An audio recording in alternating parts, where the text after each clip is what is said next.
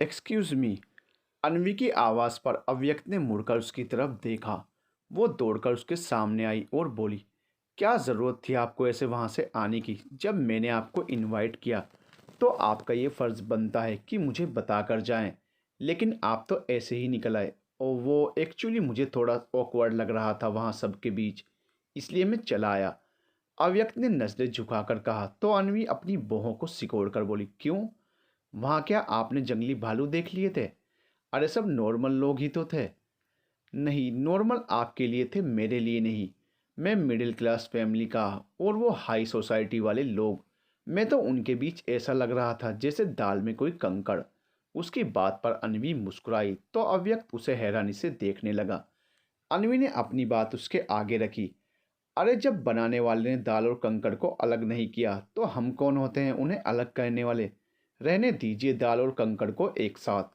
उसकी बात पर अव्यक्त भी मुस्कुरा दिया और बोला, मतलब आपको भी लगता है कि मैं कंकड़ हूँ? हाँ, कंकड़ होने में कोई बुराई थोड़ा ही ना है।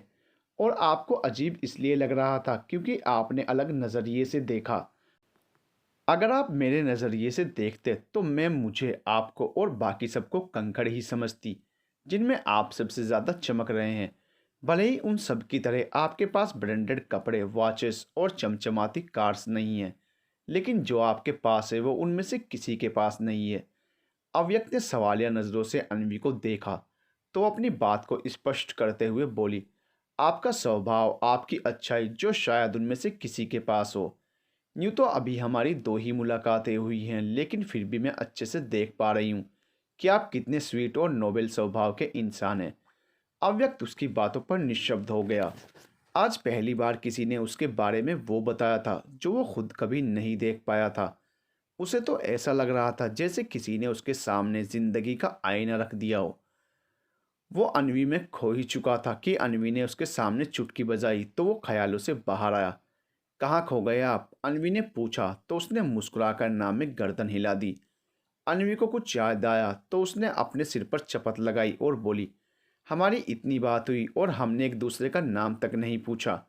फिर अन्वी ने अपना हाथ आगे करके कहा, हाय, आई एम अन्वी, अन्वी वर्मा। अव्यक्त ने उससे हाथ मिलाते हुए कहा, अव्यक्त अग्रवाल। उसके नाम पर अन्वी ने मुंह खोला और फिर मुस्कुराते हुए बोली, आपका नाम तो बहुत खूबसूरत है लेकिन थोड़ा सा यूनिक है। क्यों ना मैं आपको अभी बुलाऊं? अन्वी के मुंह से खुद को अभी सुनकर अव्यक्त तो अंदर तक सुकून पहुंचा था। उसने हाँ में गर्दन हिला दी। अब आप अंदर नहीं जाएंगे इतना तो मैं जानती हूँ, इसलिए ये लीजिए। अन्वी ने उसके हाथ में एक बॉक्स रखा तो अव्यक्त ने उसे लेने से मना किया। अरे चिंता मत कीजिए, आपकी सेल्फ रेस्पेक्ट को चोट पहुंचाने जैसा कुछ नहीं है इसमें। इसमें तो बस कुछ सैंडविच और सॉफ्ट ड्रिंक्स हैं। आई थिंक कि इसे लेने में आपको कोई तकलीफ नहीं होगी।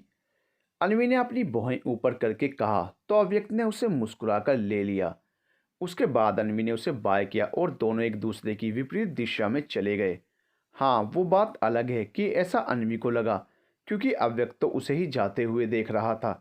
सारे मेहमान धीरे धीरे करके जा चुके थे। अन्वी और अंकुश जी ने सबको विदा किया। डेढ़, ये रहा आपका बर्थडे गिफ्ट। अन्वी ने अंकुश जी को एक गिफ्ट बॉक्स पकड़ाया तो अंकुश जी ने उसकी तरफ देखकर कहा, तो तुमने मुझे ये सबके सामने क्यों नहीं दिया? आप पहले इसे खोलिए, अन्वी ने मुस्कुरा कर कहा तो अंकुश जी ने उसे खोला। उसमें उस चश्मे को देखकर उन्होंने हैरानी से अन्वी को देखा तो अन्वी बोली, पापा, वो जो आपके मेहमान थे ना, उन्हें इसकी प्राइस दिखती, आपके लिए मेरा प्यार नहीं। आप जानते हैं ना कि मुझे एक्सपेंसिव चीज़ें नहीं बल्कि खूबसूरत चीज़ें अच्छी लगती हैं, फिर उनकी प्राइस कोई भी हो। अंकुश जी को वो सस्ता चश्मा पसंद तो नहीं आया था, पर अपनी बेटी से प्यार बहुत करते थे वो, इसलिए उन्होंने मुस्कुराकर उसे बगल से लगा लिया और सड़े से मुंह से उस चश्मे को देखकर एक बनावटी मुस्कान के साथ कहा, बहुत प्यारा है, बिल्कुल तुम्हारी तरह। अन्वी उनसे अलग हुई और खुश होते हुए बोली, मुझे पता था आपको ये ज़रूर पसंद आएगा। कहकर वो फिर से उनके गले से लग गई। अंकुश जी ने उसे खुद से अलग किया और बोले, बेटा, वो लड़का कौन था और यहाँ क्या कर रहा था? अरे हाँ, मैं तो बताना भूल ही गई, वो एक्चुअली उन्होंने भी इस चश्मे को ख़रीदा था। दुकान पर ये आखिरी चश्मा था और अपना फेवरेट होने के बाद भी उन्होंने इसे मुझे दे दिया क्योंकि मैं अपने पापा को बेस्ट गिफ्ट देना चाहती थी। अव्यक्त के बारे में सुनकर अंकुश जी की मुट्ठियां भिज गई, लेकिन उन्होंने चेहरे पर एक बनावटी मुस्कान बनाए रखी। अन्वी जब वहां से अपने कमरे में चली गई तो उन्होंने गुस्से से उस चश्मे को डस्टबिन में फेंक दिया और उसे देखते हुए बोले, जिसने मेरी इतनी इंसल्ट की उसकी छोड़ी हुई चीज़ को मैं अंकुश वर्मा पहनेगा? बिल्कुल नहीं। मेरी प्रिंसेस ने भले ही इसे मुझे गिफ्ट किया था, लेकिन ये उस लड़के ने पहले खरीदा था, तो मैं इसे अपने पास बिल्कुल नहीं रख पाऊंगा। प्रिंसेस के सवालों से बचने के लिए मैं ऐसा ही कोई महंगा चश्मा खरीद लूँगा जो मेरे स्टैंडर्ड का भी लगेगा और अनवी को भी वो बिल्कुल ऐसा ही लगेगा। इतना कहकर वो गुस्से से वहाँ से बड़े बड़े कदम भरकर चले गए। अगले दिन अव्यक्त गोलगप्पे खाने के लिए गोलगप्पे वाले के पास आया। उसने एक प्लेट उससे मांगी तो वो उसे देने लगा। तभी एक आवाज़ उसके कानों में गूंजी, भैया एक प्लेट गोलगप्पे लगाना। इस जानी पहचानी आवाज़ को सुनकर उसने मुड़कर उस तरफ देखा। सामने मुस्कुराती हुई अनवी को देखकर उसके चेहरे पर भी मुस्कान आ गई। जब अनवी ने उसे देखा तो वो चौंकी और फिर मुस्कुरा दी। अभी आप यहाँ पर? अनवी ने खुशी के साथ पूछा तो अव्यक्त बोला, हाँ वो गोलगप्पे खाने का मन हुआ तो आ गया, लेकिन आप यहाँ कैसे? मेरा भी गोलगप्पे खाने का मन हुआ तो मैं भी आ गई। अनवी ने मुस्कुराकर जवाब दिया तो अव्यक्त हैरानी के साथ बोला, इतने बड़े बिजनेसमैन मिस्टर अंकुश वर्मा की बेटी एक छोटी सी स्टॉल से गोलगप्पे खा रही है? मतलब आपको तो कोई बड़े से रेस्टोरेंट में खाना चाहिए। अरे मैंने आपको कल बताया था ना कि मुझे वो अमीरों के चोंचले अच्छे नहीं लगते, और वैसे भी उन बड़े से रेस्टोरेंट्स के स्पेशल डिशेस पर भैया के ये गोलगप्पे भारी पड़ेंगे। अनवी ने गोलगप्पे की प्लेट गोलगप्पे वाले से लेकर कहा तो अव्यक्त भी मुस्कुराकर बोला, हाँ ये तो है। दोनों ही इस बात पर हंस दिए। आप रोज़ यहाँ गोलगप्पे खाने आती हैं? अव्यक्त ने पूछा तो अनवी बोली, नहीं रोज़ रोज़ कैसे आ सकती हूँ, लेकिन हर फ्राइडे और सैटरडे को यहाँ आ जाती हूँ। अच्छा। उन दोनों ने अपने अपने गोलगप्पे ख़त्म किए और पेमेंट करके वो पास में ही एक बेंच पर बैठ गए। उन्होंने कुछ देर तक ऐसे ही बातें की कि अचानक से अनवी बोली, एक मिनट आप प्लीज़ मुझे आप मत बुलाइए।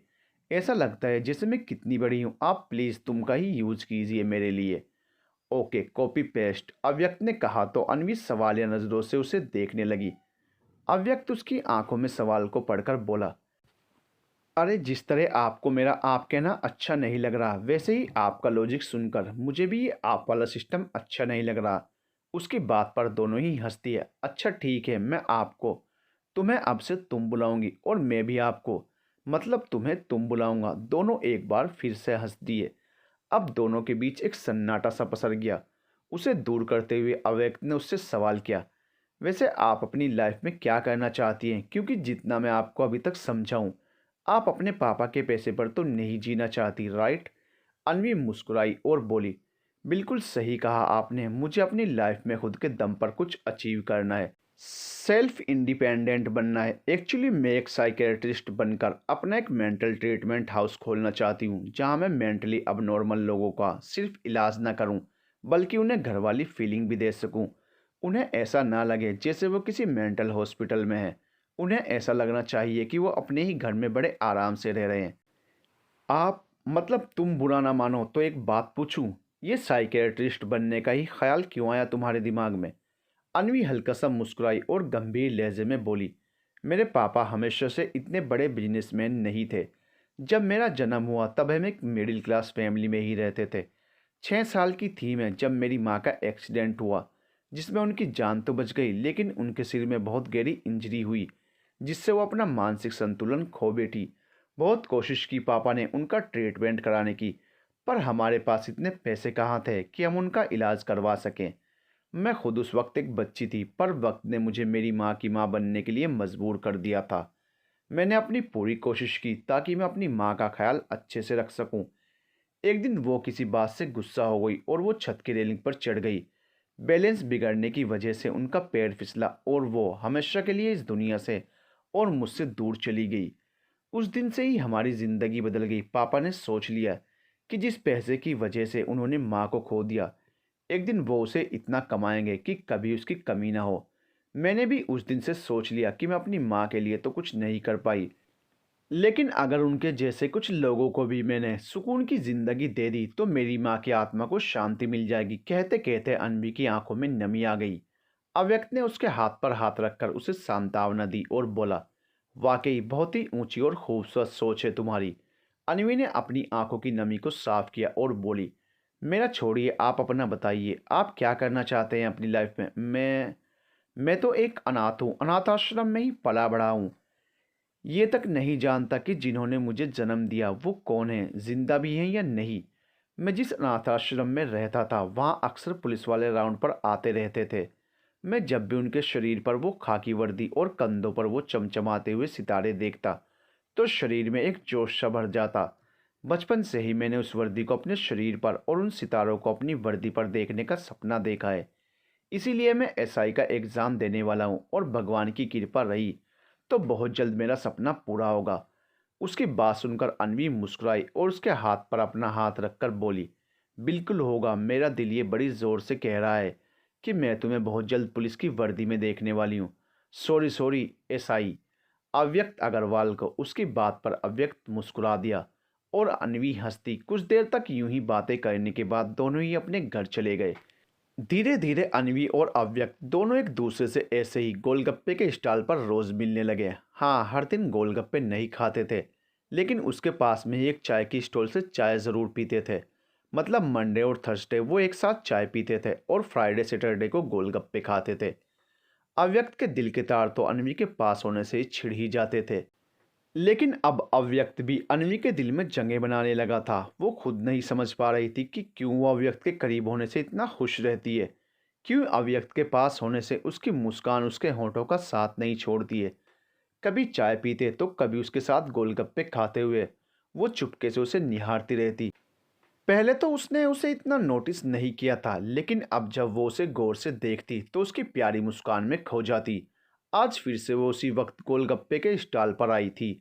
हर दिन अव्यक्त उससे पहले ही वहां आ जाया करता था, लेकिन आज वो उसे वहां दिखा ही नहीं। उसने सोचा कि लेट हो गया होगा, तो वो वहीं बैठकर उसका इंतज़ार करने लगी। लेकिन लगभग आधे घंटे बाद भी वो नहीं आया। तो अनवी अपनी जगह से खड़ी हो गई और परेशान होकर बोली, ये अभी कहाँ रह गया? हर दिन तो मुझसे पहले ही आ जाता था, तो फिर आज क्या हो गया? उसे फ़ोन करती हूँ, कहकर वो उसे फ़ोन लगाने लगी। रिंग जा रही थी लेकिन वो फ़ोन उठा नहीं रहा था। क्या हुआ है इसे? मेरा फ़ोन क्यों नहीं उठा रहा है? उसने खुद से ही कहा। तो गोलगप्पे वाला बोला, दीदी अब भैया नहीं आने वाले क्योंकि अब उनकी पढ़ाई का टाइम हो गया है और अपनी पढ़ाई छोड़कर वो कभी नहीं आते। सच में? अनवी ने चौंक कर कहा। तो गोलगप्पे वाले ने हाँ में गर्दन हिला दी और बोला, अब से लगभग 4 घंटों तक वो अपने घर के बाहर भी नहीं दिखेंगे। अनवी ने उसकी बात सुनी और फिर खुद से ही बोली, लगता है आज नहीं आने वाला वो। कल जब आएगा तब उससे पूछूंगी कि आया क्यों नहीं। कहकर अनवी ने रास्ते की तरफ गर्दन उठाकर देखा, लेकिन दूर दूर तक वो नहीं दिख रहा था। फिर गोलगप्पे वाले को थैंक यू बोलकर और मुंह बनाते हुए वो वहां से चली गई। घर तो वो पहुंच गई, लेकिन उसका मन अभी भी उसी में अटका हुआ था। बहुत कोशिशें करने के बाद भी उसका मन बार बार अव्यक्त के बारे में ही सोचने लगता। वो अपने कमरे में खिड़की से टिककर खड़ी हो गई और मुंह बनाकर बोली, एक दिन, सिर्फ एक दिन में अभी से नहीं मिली और मुझे इतना अकेला फील हो रहा है। मुझे उसकी आदत पड़ने लगी है, लेकिन ये तो गलत है। एक दिन उसकी जॉब लग जाएगी और वो यहाँ से चला जाएगा, फिर मेरा क्या होगा? वो मुंह बनाकर बोली, फिर सामान्य हो गई और खुद की बात का जवाब देते हुए बोली, क्या होगा, पहले जैसे ही रहूंगी, जैसे पहले अकेली थी वैसे ही फिर से हो जाऊंगी। लेकिन पहले और अब में तो बहुत ज़्यादा डिफरेंस आ चुका है। पहले मैं अकेला रहना सीख गई थी, लेकिन अभी ने मेरी आदत इतनी ख़राब कर दी है कि अब मैं नहीं रह पाऊंगी। लेकिन मुझे उससे ही इतना ज़्यादा लगाव क्यों हो रहा है? क्या ये सिर्फ दोस्ती है या कुछ और? वो अपने सवाल जवाबों से जूझ रही थी। परेशान होकर वो अपने बेड पर बैठ गई और कानों में ईयरफोन्स लगाकर गाने सुनने लगी। गाने के बोलों के साथ एक अलग ही दुनिया में खो गई। चारों तरफ बारिश हो रही थी और वो बीच सड़क पर भीग रही थी। जैसे ही उसकी नज़र सामने हाथ बांधे खड़े अव्यक्त पर पड़ी तो उसके चेहरे पर मुस्कान आ गई। उसे देखते हुए उसने गाना शुरू किया। गाते हुए वो अव्यक्त के पास पहुंच गई। अब वो भी उसके साथ म्यूजिक पर थिरकने लगा और फिर उसकी आंखों में देखते हुए उसका हाथ पकड़कर अव्यक्त ने भी गाना शुरू किया। अनवी अपने ख्यालों में खोई हुई यूं ही मुस्कुरा रही थी। अचानक से ही उसके फ़ोन की बैटरी ख़त्म हो गई, जिससे वो स्विच ऑफ हो गया और इसीलिए गाना भी रुक गया। गाने के रुकते ही अनवी अचानक से अपने ख्यालों से बाहर आई और फिर अपने आसपास के वातावरण को देखकर उसने खुद के सिर पर चपत लगाई और फ़ोन को देखकर बोली, ये एक सपना था, पर बहुत खूबसूरत था। पहले उसने चौंक कर और फिर खुश होकर कहा। अगले ही पल वो अपनी जगह से खड़ी हुई और बोली, लेकिन ये सब हो क्या रहा है मुझे? क्यों मैं अव्यक्त को इस तरह इमेजिन कर रही हूँ? फ्रेंड्स तो और भी हैं, मेरे मेल फ्रेंड्स भी हैं, लेकिन मुझे अव्यक्त ही ऐसे क्यों दिखा? वो पूरी तरह से अपनी दिमाग की इस गुत्थी में उलझ चुकी थी। बेचारी ने जैसे तैसे अपनी रात गुजारी। सुबह होते ही वो फिर से उस गोलगप्पे वाले के स्टॉल पर आई, लेकिन आज फिर उसे अव्यक्त वहां नहीं दिखा। हुआ क्या है इस लड़के को? हमेशा मुझसे पहले आता था हर बार, और अब कहीं ऐसा तो नहीं कि आज भी उसके आने का मन नहीं है? उसने खुद में ही कहा और वहीं कुछ देर तक उसका इंतज़ार करती रही, लेकिन वो आया ही नहीं। लगभग 10 मिनट के इंतज़ार के बाद वो गोलगप्पे वाले से बोली, भैया आपको अभी के घर का एड्रेस पता है? अरे दीदी, ये बाजू वाली गली में ही तो है। जैसे ही आप गली में जाओगी आपको सब्जी मंडी मिलेगी और भैया का घर उसी सब्जी मंडी में है। गोलगप्पे वाले ने जवाब दिया तो अनवी ने मुस्कुराकर थैंक यू बोल दिया। वो वहां से उसके बताया अनुसार चली गई। वहां जाकर उसने सब्जी मंडी में एक अधेड़ उम्र के सब्जी वाले से पूछा, अंकल ये अव्यक्त अग्रवाल का घर कहाँ है? अव्यक्त बेटा, अरे ये रहा उसका घर, कहकर उन्होंने एक घर की तरफ इशारा किया। तो अनवी ने उनको हाथ जोड़कर धन्यवाद बोला और सीधा उस घर के बाहर पहुंची। उसने दरवाज़ा खटखटाया तो कुछ देर बाद अव्यक्त ने दरवाज़ा खोला और उसे वहां देखकर चौंक गया। अनवी, तुम यहाँ?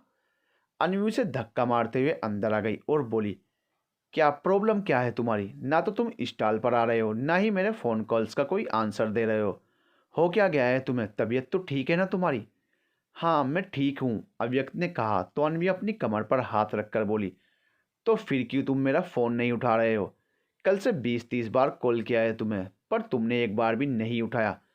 अव्यक्त ने अपनी आंखें बंद करके कहा, अनवी तुम अभी जाओ यहाँ से, मुझे अभी कोई बात नहीं करनी। क्या? ये क्या बोल रहे हो तुम? बात क्यों नहीं करनी है? अव्यक्त मुड़ गया और इधर उधर देखते हुए बोला, बस ऐसे ही, अभी मैं अपनी पढ़ाई पर ध्यान देना चाहता हूँ, इसलिए तुम प्लीज़ यहाँ से चली जाओ। अनवी ने उसको अपनी तरफ घुमाया और बोली, एक मिनट, तुम्हारे कहने का मतलब क्या है? मतलब मेरी वजह से तुम्हारी पढ़ाई पर असर पड़ रहा है? अव्यक्त ने अपनी नज़रें फेरते हुए हाँ में गर्दन हिला दी। तो पहले तो अनवी ने उसे गुस्से से देखा, लेकिन जब उसने उसकी आंखों को ध्यान से देखा तो उसे पता चला कि अव्यक्त की आंखों में नमी थी और वो नमी साफ बता रही थी कि वो झूठ बोल रहा है। अनवी ने उसकी बाजुओं को कसकर पकड़ा। यह एहसास अव्यक्त के दिल में एक सुकून सा दे गया। वहीं अनवी के चेहरे पर भी मुस्कान तैर गई, लेकिन अगले ही पल दोनों ने खुद को सामान्य किया। अनवी ने उसका चेहरा अपनी तरफ किया और उसकी आंखों में देखते हुए बोली, अब मेरी आंखों में देखकर यही बात बोलो, यही कि तुम्हारा मुझसे ना मिलने का रीज़न तुम्हारी पढ़ाई है। अव्यक्त ने कुछ देर तक उसकी खूबसूरत आंखों में देखा, लेकिन वो उसकी तपिश बर्दाश्त नहीं कर पाया और उसकी पलकें फिर से झुक गई। अनवी ने उसकी बाजुओं को छोड़कर कहा, मतलब तुम झूठ बोल रहे हो, लेकिन क्यों? आखिर कौन सी ऐसी वजह है जो तुम्हें मुझसे दूर होना पड़ रहा है? अव्यक्त ने अब अपनी नम आंखों से उसे देखा और बोला, अनवी तुम्हारे पापा नहीं चाहते कि मैं तुमसे मिलूं। वो परसों आए थे मेरे पास और उन्होंने कहा है कि मैं तुमसे दूर रहूं, इससे हम दोनों की लाइफ ठीक रहेगी। पापा ने तुम्हें ये सब कहा? मैं भी उनसे जाकर बात करती हूँ। अनवी जाने को हुई कि अव्यक्त ने उसका हाथ पकड़ लिया। अनवी ने सवालिया नज़रों से उसे देखा तो वो बोला, अनवी तुम्हारे पापा और मेरी मुलाकात बहुत अजीब तरीके से हुई थी, और सच बताऊं तो मुझे उनका रवैया ना तब पसंद आया और ना ही अब पसंद है। वो दुनिया के लिए या मेरे लिए जैसे भी हों, लेकिन तुम्हारे लिए तुम्हारे पिता हैं और वो तुमसे बहुत प्यार करते हैं। अगर वो नहीं चाहते कि हम एक दूसरे से मिलें तो इसमें भी उन्हें तुम्हारी भलाई ही दिखी होगी। मैं खुद चाहता हूँ कि तुम खुश रहो और तुम्हारे साथ सब कुछ अच्छा हो, इसलिए मैंने उनकी बात मान ली और तुमसे मिलना बंद कर दिया। अनवी अव्यक्त की हर एक बात में पूरी तरह खो गई थी, लेकिन जब उसे एहसास हुआ कि अव्यक्त अपनी बात कह चुका है तो वो अचानक से उसके गले लग गई। अव्यक्त को इसका बिल्कुल भी अंदाज़ा नहीं था, इसलिए उसके हाथ हवा में ही रह गए। फिर अनवी उससे अलग हुई तो अव्यक्त ने हैरानी के साथ कहा, ये क्या था? अन्वी मुस्कुराते हुए बोली, कुछ नहीं, और इतना कहकर वो घर से बाहर निकल गई। अब अव्यक्त की जो बची हुई उम्मीद थी कि वो फिर से कभी अन्वी से मिल पाएगा, वो भी टूट गई। अन्वी सीधे घर के अंदर आई। सामने सोफे पर अंकुश जी फोन पर किसी से बात कर रहे थे। वो उनके ठीक सामने जाकर हाथ बांधे खड़ी हो गई। कुछ देर तक अंकुश जी का उस पर ध्यान ही नहीं गया, लेकिन जब गया तो वो उसे ऐसे खड़े हुए देखकर चौंके और फोन पर बोले, I will call you back. ये कहकर उन्होंने फ़ोन काट दिया और अपनी बाहों को सिकोड़कर अन्वी से बोले, क्या हुआ प्रिंसेस, तुम ऐसे क्यों देख रही हो? आपके चेहरे से अपने उस सवाल का जवाब ढूंढने की कोशिश कर रही हूँ, पर वो मिल नहीं पा रहा है। कौन से सवाल का जवाब? यही कि मेरे और अवी के दूर रहने में मेरी क्या भलाई है? अन्वी ने उसी तरह से पूछा तो अंकुश जी का गुस्सा फिर से उनके चेहरे पर उभर आया और वो बोले, मतलब तुम उसके घर से आ रही हो? बात मत पलटिए पापा, जवाब दीजिए मुझे, आखिर क्यों हमारे अलग रहने में मेरी भलाई है? एक सच्चा दोस्त मिला था मुझे और आप चाहते हैं कि वो भी मुझसे दूर हो जाए? अरे तो और भी तो दोस्त हैं तुम्हारे, उनके पास चली जाओ ना। मैंने कभी रोका है तुम्हें? पर उस मिडिल क्लास लड़के के पास जाने की क्या ज़रूरत है तुम्हें? अंकुश जी ने चिढ़ भरे लहजे में कहा तो अन्वी फीका मुस्कुराई और बोली, अब समझ आया मुझे कि यही है सबसे बड़ी प्रॉब्लम।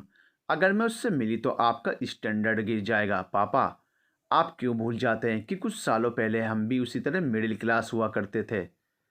उसकी बात को बीच में काट कर ही अंकुश जी बोले, लेकिन अब तो नहीं है ना। अपनी पूरी मेहनत और लगन से मैंने इतना बड़ा मुकाम हासिल किया है। अब अनवी की आंखों में नमी तैर आई थी।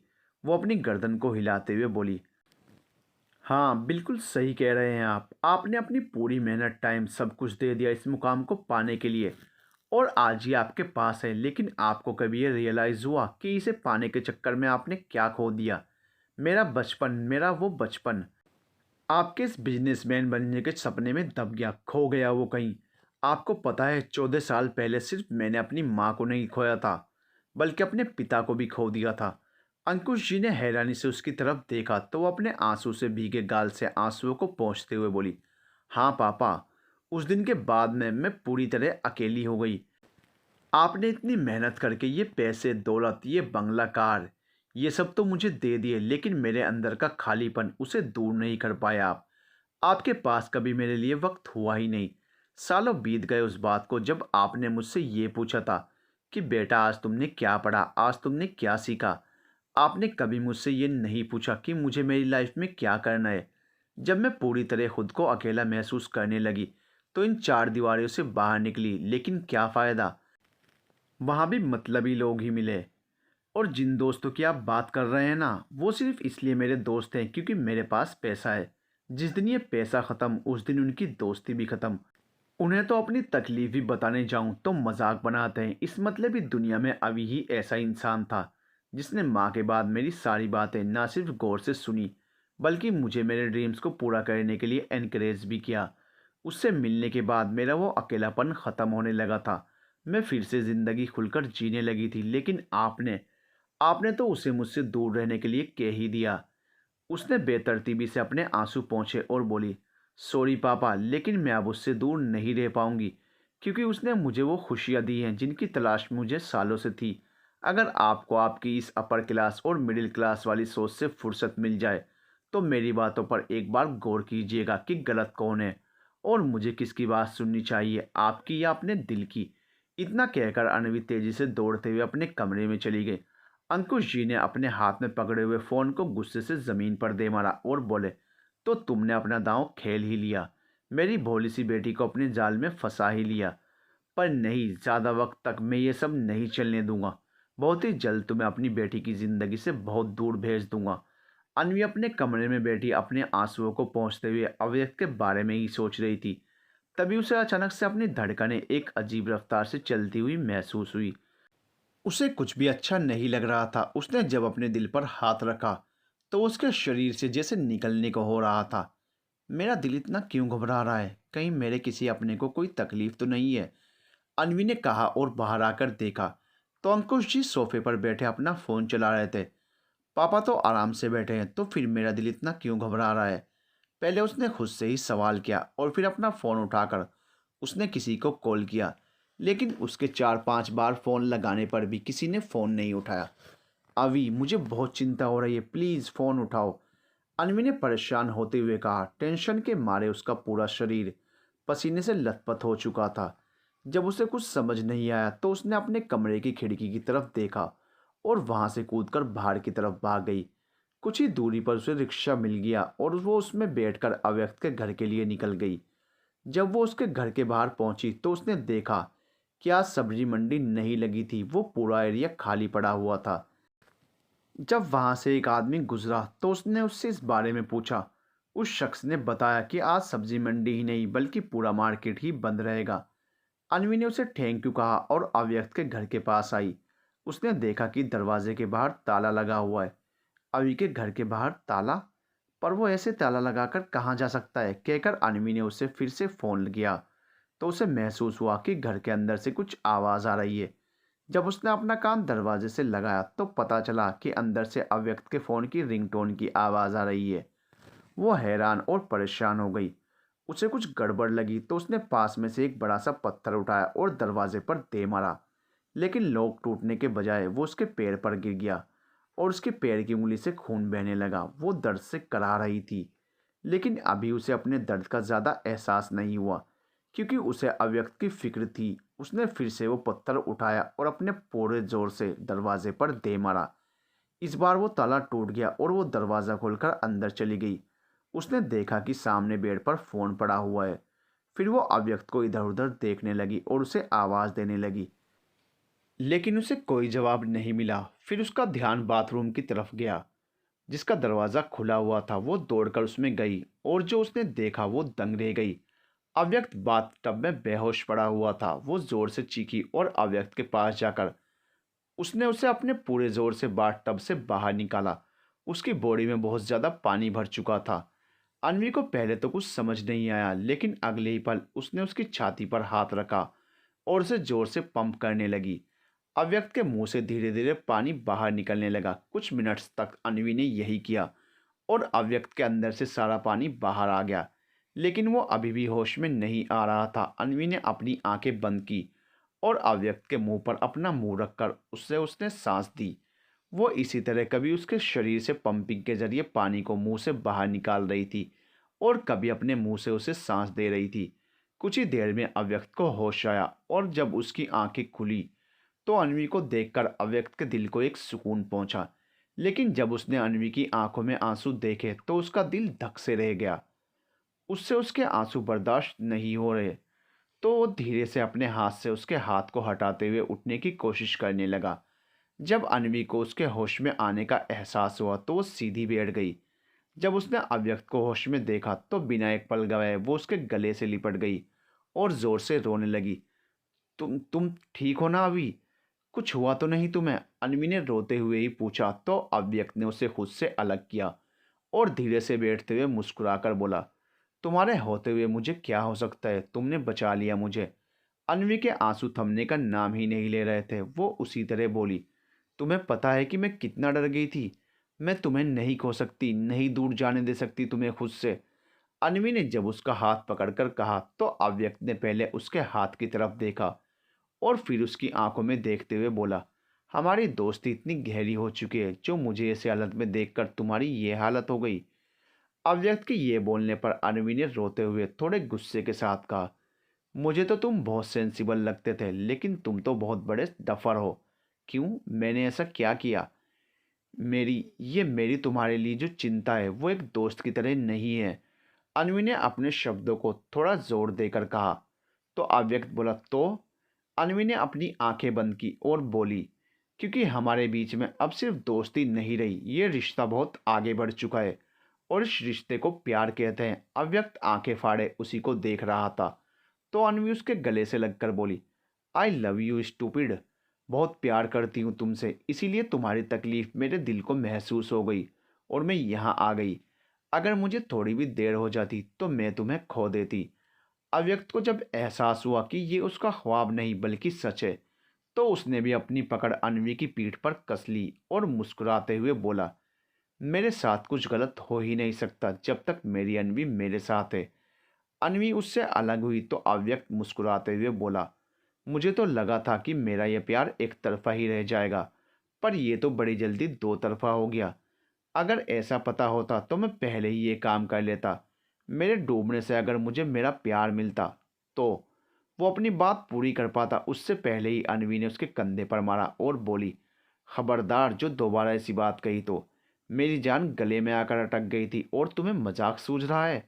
अनवी के छोटे से मुंह को देखकर अव्यक्त को हंसी आ गई और उसने अनवी को गले से लगाया और उसके माथे पर किस करते हुए बोला, कभी सोचा नहीं था कि जिंदगी में ऐसा पल आएगा। हमें जिंदगी देने के लिए खुद हमारा इश्क चला आएगा। अनवी उससे अलग होकर बोली, तो शायर जी आप ये बाथ टब में लेटकर क्या सच में ऊपर जा रहे थे? उसकी बात पर अव्यक्त की हंसी गायब हो गई और वो सोच में पड़ गया। तो अनवी ने उससे पूछा कि क्या हुआ। अनवी, मैं यहाँ खुद नहीं आया था, किसी ने पीछे से मेरे सिर पर डंडा मारकर मुझे बेहोश किया था।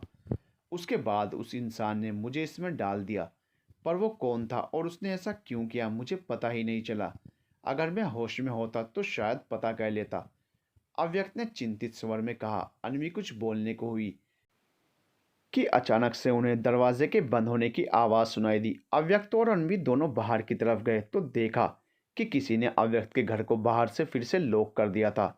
अनवी ने दरवाज़ा खटखटाया और खोलने के लिए चिल्लाई, लेकिन किसी ने दरवाज़ा नहीं खोला। अव्यक्त ने अपना जोर लगाने की कोशिश की, पर पानी में रहने की वजह से उसका ऑक्सीजन लेवल कम हो गया था और इसीलिए वो अपनी ताकत नहीं लगा पा रहा था। अनवी ने उसे आराम से बेड पर बैठाया और बोली, अभी तुम रिलैक्स करो। फिर दरवाजे की तरफ देखकर वो बोली, ये ज़रूर वही इंसान होगा जिसने तुम्हारे साथ ये सब किया था, पर ये करना क्या चाहता है पता नहीं, लेकिन तुम टेंशन मत लो, मैं अभी दरवाजे को खोल देता हूँ। कहकर अव्यक्त खड़ा हुआ, पर उसमें अभी इतनी हिम्मत नहीं थी। उसकी आंखों के आगे अंधेरा छा रहा था, इसलिए वो फिर से अपनी जगह पर बैठ गया।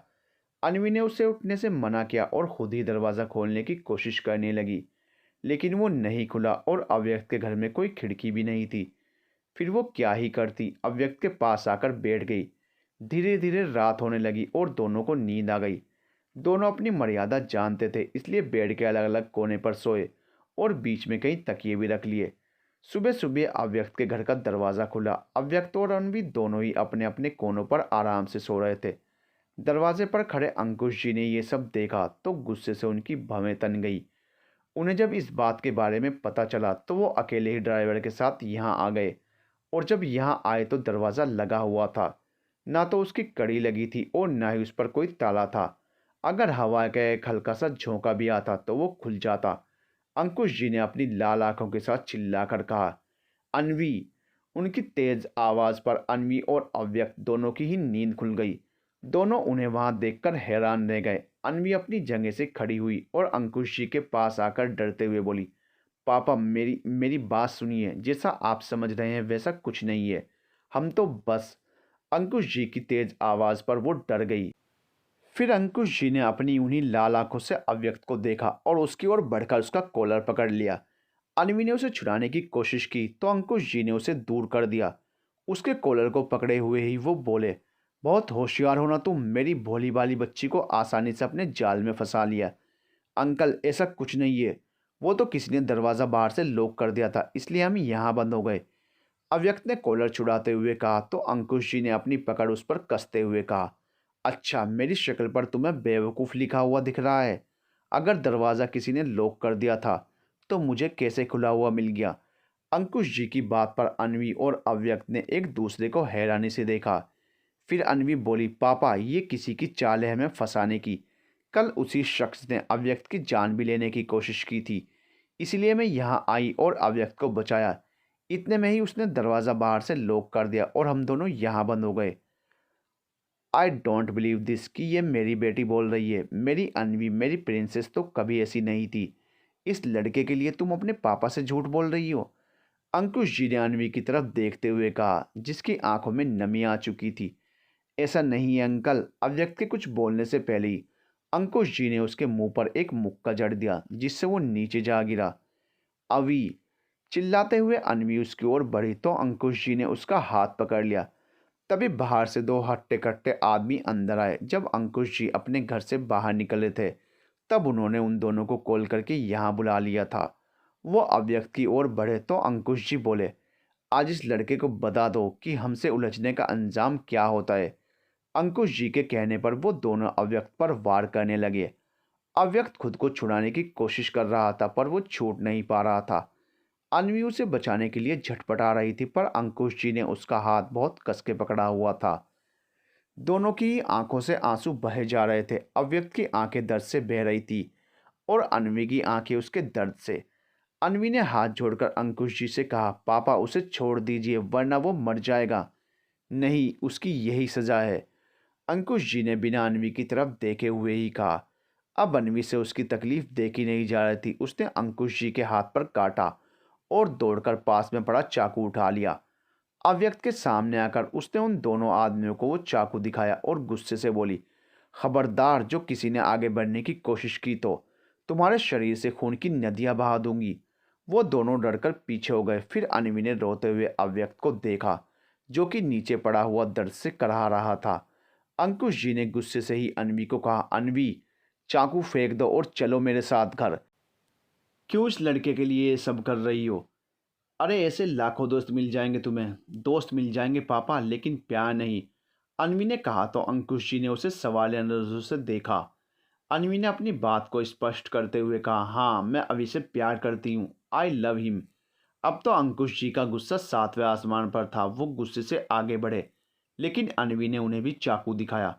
अंकुश जी ने उसकी तरफ देखते हुए अपनी भौहें सिकोड़ कर कहा, तुम इस लड़के के लिए मुझे चाकू दिखा रही हो? हाँ पापा, क्योंकि मैं आज सही के साथ हूँ और आप गलत के साथ। तो मैं आपकी तरफ कैसे हो सकती हूँ? अन्वी ने नम आंखों से कहा। अन्वी अव्यक्त के पास बैठी और उसकी चोटों पर उसने हाथ रखा तो वो कढ़ा दिया। अन्वी की आंखें भी उस दर्द से बंद हो गई। उसके हाथ से वो चाकू छूटा तो वो आदमी उसके पास आए लेकिन अंकुश जी ने उन्हें वहीं रोक दिया। अन्वी से तो बहुत कुछ कहा लेकिन अब मैं तुमसे बात करना चाहता हूँ। जब अंकुश जी ने ये बात शांत लहजे में अव्यक्त को देखकर कही तो अन्वी और अव्यक्त हैरानी से उन्हें देखने लगे। अंकुश जी ने आगे अपनी बात रखी, मेरी जगह एक बार खुद को रख कर देखो। सोचो कि अगर तुम्हारी कोई बेटी होती और वो एक ऐसे लड़के से प्यार करती जिसका घर खर्च भी कुछ बच्चों की ट्यूशन फीस से चलता है, तो क्या तुम खुशी खुशी अपनी बेटी का हाथ उसके हाथ में रख देते? अंकुश जी की कही बात पर अव्यक्त ने हैरानी से उन्हें देखा। अंकुश जी अपनी नम आंखों से बोले, एक बाप हमेशा यही चाहता है कि उसकी बेटी एक सुखी परिवार में जाए, उसे वहां कोई तकलीफ ना हो। पर तुम खुद ही सोचो कि तुम खुद का खर्च भी इतनी मुश्किल से चला पाते हो तो शादी के बाद कैसे ये सब हो पाएगा? अव्यक्त की नज़र अंकुश जी की बातों पर नीचे झुक गई और वो बोला, मैं समझ रहा हूँ कि आपको आपकी बेटी की चिंता है। मैं अभी बेरोजगार हूँ लेकिन बहुत जल्द एग्ज़ाम देकर अपनी खुद की जॉब हासिल कर लूँगा। क्या गारंटी है इस बात की कि तुम्हें जॉब मिल ही जाएगी?